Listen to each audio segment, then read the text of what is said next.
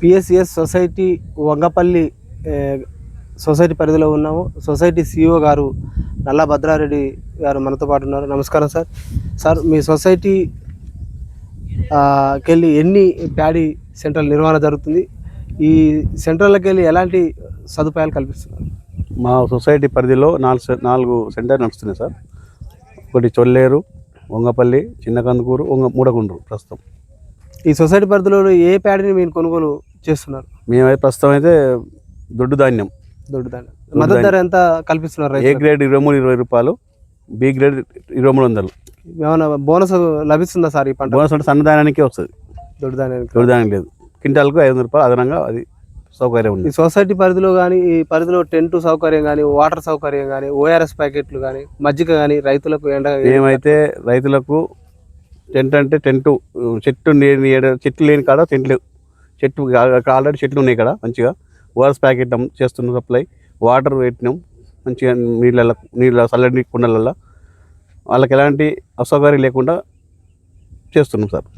ఈ మీరు నిర్వహించే సెంటర్లలో తేమ యంత్రాలు కానీ, ఎలక్ట్రానిక్ తూకం పరికరాలు కానీ, లేకపోతే ప్యాడీ క్లీనర్ కానీ సకాలంలో అందుబాటులో ఉన్నాయో అవి ఎవరైనా మొరాయిస్తే మరి ప్రత్యామ్నాయం ఏ విధంగా ఏర్పాటు చేసి ఎమ్మడే మెకానిక్ పిలిపించి ఎమ్మడే రిపేర్ చేయించి రైతులకు ఎలాంటి ఇబ్బంది లేకుండా పని బ్రేకప్ కాకుండా కనిపిస్తున్నాం. కొన్ని సెంటర్లో ఇవి మొరాయిస్తున్నాయట, రైతులకు ఇబ్బంది జరుగుతుందంటే మాకేం లేదు. ఎమ్మడే టెక్నికల్ ప్రాబ్లం ఉంటే 5 నిమిషాల్లో రిపేర్ చేయిస్తున్నాం. ఇక్కడ ఆల్రెడీ ప్యాడీ క్లీనర్స్ ఉన్నాయి అందుబాటులో. ఆల్రెడీ మ్యాచర్ మీటర్స్, వెయింగ్ మిషన్స్ అన్నీ ఉంటేనే మనకు పని సజావుగా నడుస్తుంది కదా. మ్యాచరింగ్ మిషన్లు ఎంత మ్యాచరింగ్ అంటే తేమ శాతం ఎంత రావాలి? తేమ శాతం మిషన్లు కూడా వేరియేషన్ చూస్తున్నాయట. మీకు అడ్వాన్స్ టెక్నాలజీ ఏమన్నా తేమ శాతం అట్లాంటిది ఏమి లేదు. మా దగ్గర మంచిగానే పనిచేస్తున్నాయి. మేము ఆల్రెడీ లాస్ట్ సీజన్లో కొత్త తెచ్చినాం మ్యాచర్ మీటర్స్. అలాంటి ఏం ప్రాబ్లం లేదు. ఆల్రెడీ 17 బిలో ఉండాలి ఏది తేమ శాతం. ఆల్రెడీ ఎండాకాలం కాడ 1-2 రోజులు ఎండ పోసుకుంటే వచ్చేస్తుంది. ఆ తేమ శాతం కాడ నో ప్రాబ్లం. ఈ ఒడ్లు కొనుగోలు కేంద్రాలలో ఏవో ఆధ్వర్యంలో, గ్రామ పంచాయతీ అధికారి ఆధ్వర్యంలో కమిటీ చేశారా? కమిటీ పనితీరు ఏరే ఉంది? టోకెన్ సిస్టమ్ విధానం ప్రవేశపెట్టారా? టోకెన్ సిస్టమ్ విధానం అనేది పెద్ద రష్ ఉన్నప్పుడు టోకెన్ సిస్టమ్ ఉంటుందండి. ఇప్పుడు మామూలుగానే ఉంది కాబట్టి మేము రైతులను పోసుకునే వాళ్ళకు టోకెన్ సిస్టమ్ గేట్ రిజిస్టర్ నమోదు చేస్తాం. గేట్ రిజిస్టర్ ప్రకారంగా ఎవరైతే ఫస్ట్ పోస్తారో ఆ ఫస్ట్, సెకండ్ ఇట్లా వరుస క్రమంలో పేరు నమోదు చేస్తాం. ఆ నమోదు చేసిన ప్రకారంగా రైతులను ఒడ్లు ఎండబోసుకున్న తర్వాత ఏఓ గారు వచ్చి క్వాలిటీ చెకింగ్ చేస్తారు. క్వాలిటీ చెకింగ్ చేసి ఆమె తేమ శాతం వస్తే నెక్స్ట్ తెల్లారి మనం దొక్కుతాం. మాకు అక్కడ కొన్ని సెంటర్లో రైతులు వాళ్ళు ఫిర్యాదు చేసిన ప్రకారం ఏంటంటే ఆ టోకెన్ సిస్టమ్ ఫాలో కాకుండా రాజకీయ ఒత్తిళ్లకు లోబడి వాళ్ళు ముందర పెట్టేస్తున్నారని వినిపిస్తుంది. మా దగ్గర gate register token equal gate register. Gate register ప్రకారమే ఎట్లా రైతు వస్తారో అట్లా వరుస క్రమంలో దొరుకుతున్నాం, ఎలాంటి ఇబ్బంది పెట్టకుండా. అంటే ఆ రైతు ముందుకు వస్తాడు, మరి మ్యాచర్ ఆన్ చేస్తాం, నెక్స్ట్ డే మ్యాచర్ వస్తే మనం దొరుకుతాం. అట్లా మీరు ఈ కొనుగోలు కేంద్రాలలో రైతుల నుంచి సేకరించిన ధాన్యాన్ని తూకం ఎంత ఇస్తున్నారు? ఆ బస్తా ఖరీదు ఎంత తీస్తున్నారు? యాక్చువల్గా 40 kg వేయాలి. బస్తా వెయిట్ 650 grams ఉంటుంది. కాబట్టి 41 అది అధికారికంగా కలెక్టర్ లెవెల్నే 41 దొక్కుతున్నాం. 41 కంటే ఒక గింజ కూడా ఎక్కువ దొక్కుతాం. అంటే 40 kgలో 650 దొరకాలి కదా. అంటే ఇప్పుడు మన దొక్కగానే పోదండి, పొక్కలు పోయి బుర్రలు కింద పోతాయి. కాబట్టి ఇక దొరికిన ధాన్యం రేపు పోతుంది. కాబట్టి 200 పెద్ద కథ కాదు. కాబట్టి 41 అధికారికంగానే దొక్కుతాను. ఈ గోనె సంచుల టెండర్ ప్రక్రియ సకాలం ముగించారా? రైతులకు అందుబాటులో ఏమని వినిపిస్తున్నారు సార్? మరి గోనె సంచులు రెగ్యులర్గానే వస్తుంది సార్. మేము ముందేనే ఒక 1000-2000 బిలో ఉండగానే తెచ్చుకుంటున్నాం. ఈ కొనుగోలు సెంటర్లు కేంద్రాలు సకాలంలో ఓపెన్ చేయడం వల్ల ఈ పచ్చి ధాన్యాన్ని రైతులు వారి యొక్క పంట పొలాలను అమ్ముకోవడం జరుగుతుంది. దళారులు, మధ్యధరాలు వాళ్ళు ఈ రైతులను తక్కువ ధర కొనుక్కొని ఇతర రాష్ట్రాలు తరలిస్తున్నారు. ఎలాంటి నియంత్రణ ఉంది సార్? ముందుగా ఇప్పుడు మీరు అన్నట్టుగా బయట అమ్ముకుంటారు చూడు, వాళ్ళు మన సెంటర్ నిర్వహణ కాకముందుకే బయట ఫస్ట్ పెట్టుకుంటారు. కాబట్టి నాట్లు అది ముందు వెళ్ళిపోతుంది. అది మనకి తాకదు. వాస్తవంగా గవర్నమెంట్ నామ్స్ ప్రకారంగా ఓపెన్ చేసినట్టు మనకి వస్తుంది. బయట 1700-1800 అమ్ముకుంటున్నారు. ఇక్కడ 2300 రూపాయలు. కాబట్టి కష్టపడి 2 రోజులు సర్వీస్ చేసుకుంటే రైతుకి బెనిఫిట్. అట్లా ఉన్న వాళ్ళు ఇక్కడ అమ్ముకుంటారు, లేని వాళ్ళు బయట అమ్ముకుంటారు. సరే, ఈ అమాలి ఛార్జీలు బిల్లంగా వసూలు చేస్తున్నారట. అమ్మాలి ఛార్జెస్ అంటే అది అమ్మాలి వాళ్ళు రైతులు ఇచ్చుకోవాలి, మన ఏముండేది అలా మన సెంటర్ నిర్వహణ ఏముండదు. మీ నిర్వహణ ఉంటుంది కదా సార్? నిర్వహణ అంటే ఇప్పుడు వినండి, వాళ్ళు అంతా ఇప్పుడు ఇక్కడ ఉంది ఏరియా, పక్క పోయిన ఊరు ఎట్టుందో ఆ ప్రకారం అంటే ఎంత బస్తా పర్ బ్యాగ్ 25 రూపీస్ ఇస్తారు. 25 రూపీస్ అంతా ప్రతి ఊర్లో అంతే ఉంది. అంటే కొన్ని సెంటర్లలో ఎట్లా ఉందంటే ఇప్పుడు ఆ తేమ శాతం పొల్లు శాతం ఉంది 4-5 కేజీలు లేదండి, మా దగ్గర లేదు. మా దగ్గర 41 కడ ఒక గింజ ఊరు దొంగలించలేండి. ఎందుకంటే గవర్నమెంట్ బదనాం అయింది కదా, మనకి వస్తుందా? రైతులను పుట్టకపోతే ఏమొస్తుంది? 41 కేజీకి ఒక గింజ తోకి కూడా తోకం తేమ శాతం పొల్లు శాతం ఉందని రైతులకు ఆల్రెడీ నీట్ చేస్తారు సార్. నీట్ చేసినా కూడా కోతలు పెడుతున్నారు అనేది అది మిల్లర్స్ కాడ జరుగుతూనే ఉంది. జరిగినప్పుడు మేము అట్లా కూడా జరగనిస్తలేం. ఇప్పుడు ఈ నామ్స్ ప్రకారం ఏంటంటే కలెక్టర్ ఆదేశం ఏంటంటే లారీ వద్ద ట్యాబ్ కొడుతున్నాం. ఇవానికి ఛాన్స్ లేదు. ఇక లారీ వద్ద ట్యాబ్ కొట్టినామంటే వాళ్ళు చచ్చుకుంటే వాళ్ళు ఓకే చేయాల్సిందే,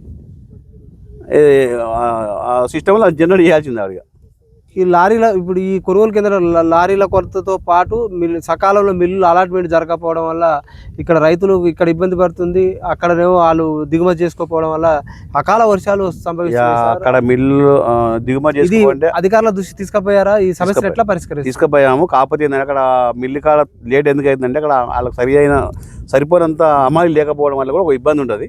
కాబట్టి కొంచెం లేట్ జరుగుతుంది అక్కడ, అంతేగాని వాళ్ళు కూడా అంతమందిని పెట్టుకుంటారు కాబట్టి తొందరనే అన్లోడ్ అవుతున్నాయి. ఒక మిల్ కాదు కదా, ఇప్పుడు అంతా ఒక మిల్ పోవు కాబట్టి అక్కడక్కడ అలాట్మెంట్ చేస్తారు. కాబట్టి మాకైతే ప్రాబ్లం లేదు. మాకు మోసుకొని పోతుంది మూడో సెంటర్, అక్కడ ఆల్రెడీ 50 బండి రేపు ఈవినింగ్ అన్లోడ్ అవుతుంది.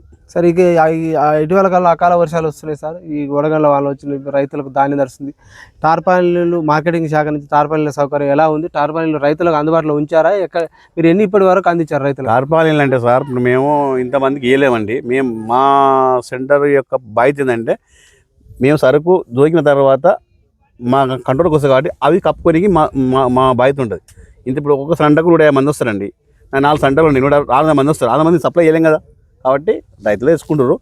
మాకు సంటకు 20 ఉంటాయి సంటలు, మాకు 20 పడదలు ఉంటాయి. ఆ 20 పడదలు మేము యూజ్ చేసుకుంటాం. మా సరుకు దొరికిన తర్వాత లేట్ అయినప్పుడు వర్షం వచ్చినప్పుడు కప్పుకోనికి రైతులు కూడా ప్రొవైడ్ చేస్తుంది సార్. గవర్నమెంట్ చేస్తుంది, ఇస్తుంది. అది అక్కడ ఇస్తలేరట కొన్ని సెంటర్లలో. రైతులు మాకు మార్కెటింగ్ వాళ్ళని మీకు తెలియజేస్తున్నారు. వాస్తవే సార్, మీరు రైతులు అందరికీ ఆల్రెడీ చేసుకుంటారు. వాళ్ళు కొనుక్కు పెట్టుకునే వరకే 11 రైతుకు ఉన్నాయి, 2-3 ఉన్నాయి పద్ధతులు. వాళ్ళు ఇచ్చే 10 ఇస్తే ఏమైతే సార్, ఏం అంత చేయలేరు కదా.